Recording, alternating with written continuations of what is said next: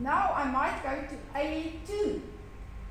Ok, se vedo che ancora c'è qualcosa, vado con A2 dalla parte risorse e indietro, avanti, indietro. So here's resource zone. So I go from resource zone into trauma zone, back to resource zone, into trauma zone, back to E resource continuo ad zone. andare indietro con A2 dalla parte risorse alla parte trauma, risorse e trauma. And now maybe he says, okay, now it feels better. E quando dirà, ok, mi sento sicuro adesso. Now, Federico? Domanda, Ornella. Sì. actually, no. Oddio. Scusate. 4. And now, I ask him how is that now. Ok, quindi poi farò di 3 di 4 e chiedo come si sente ora. One movement. Ok, quindi se andrà tutto bene, farò la F integration con un movimento unico And I get feedback.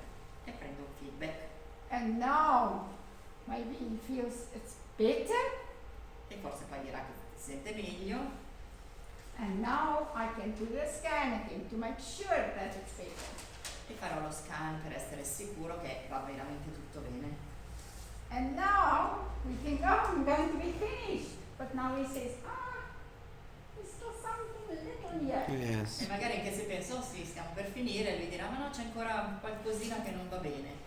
And then you use the resource movement È E lì che quindi siamo. useremo il movimento risorsa with the colors. con i colori. And resource we do with a full soft hand. E il movimento della risorsa sarà con una mano aperta, morbida. And please rather keep your fingers together, Teniamo le dita not insieme, tight, but together. non rigide ma insieme, unite. And soft, a soft hand. A Morbida hand la that you mano. would caress someone with. E poi prendiamo Not like qualcosa, that. sì, non è rigida la mano. Okay.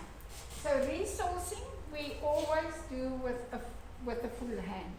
Le risorse verranno fatte sempre con la mano aperta, Because for resources we want lots.